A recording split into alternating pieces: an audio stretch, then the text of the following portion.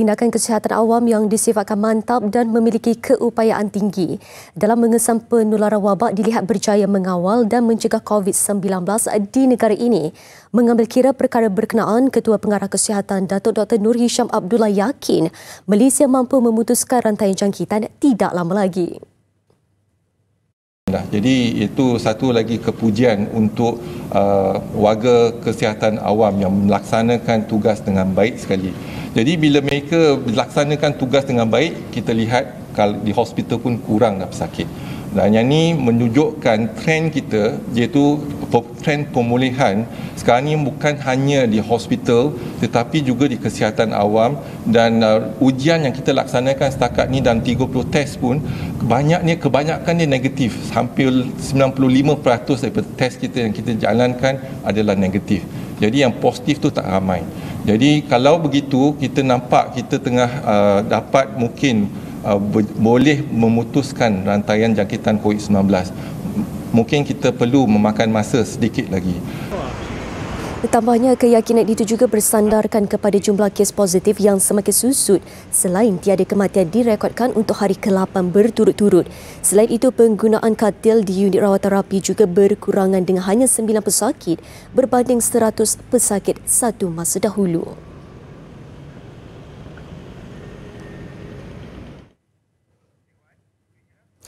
Turut dimaklumkan, Datuk Dr. Nur Hisham, sektor sosial seperti sukan dan pendidikan berpotensi dibenarkan beroperasi semula sekiranya kadar kes baru penularan tempatan COVID-19 kekal mencatatkan 2 atau 1 angka.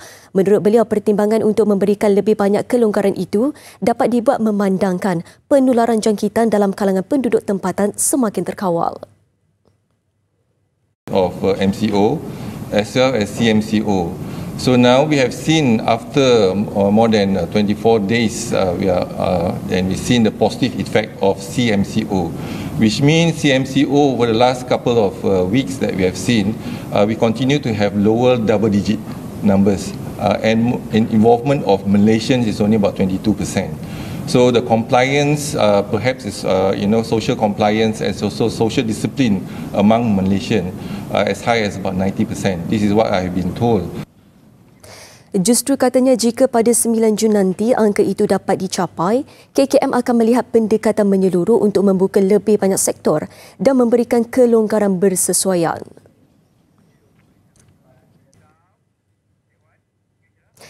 Dalam perkembangan berkaitan, Datuk Dr. Nur Hisham turut mengingatkan pengusaha restoran bahawa mereka juga berisiko di kompaun jika melanggar prosedur operasi standard SOP yang ditetapkan Majlis Keselamatan Negara MKN.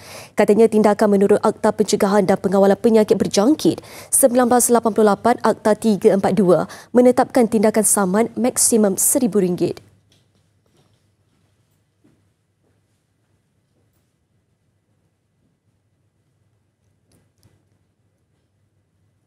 Kalau kita lihat kepada kelonggaran yang telah kita berikan di restoran dan sebagainya, jadi kita mengharapkan pemekasaan komuniti pekedai dan pengusaha restoran.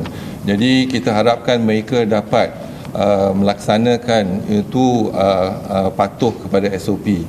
Dan mungkin kalau kementerian melihat ataupun bila kita menjalankan rondaan dan memang ada, jadi kita akan keluarkan tindakan kita lah, sama ada kita bagi amaran ataupun kita ambil tindakan. Tindakan dalam Akta 342 ialah kita boleh keluarkan saman. Maksimal saman ialah RM1,000. Datuk Dr. Nur Hisham berkata demikian ketika ditanya mengenai segelintir pengusaha restoran yang membenarkan pelanggan memasuki premis tanpa had serta mengabaikan aspek penjarakan sosial ketika duduk di meja. Mengikut penjarakan sosial yang ditetapkan di meja makan, hanya 3 pelanggan dibenarkan duduk bergantung kepada saiz meja.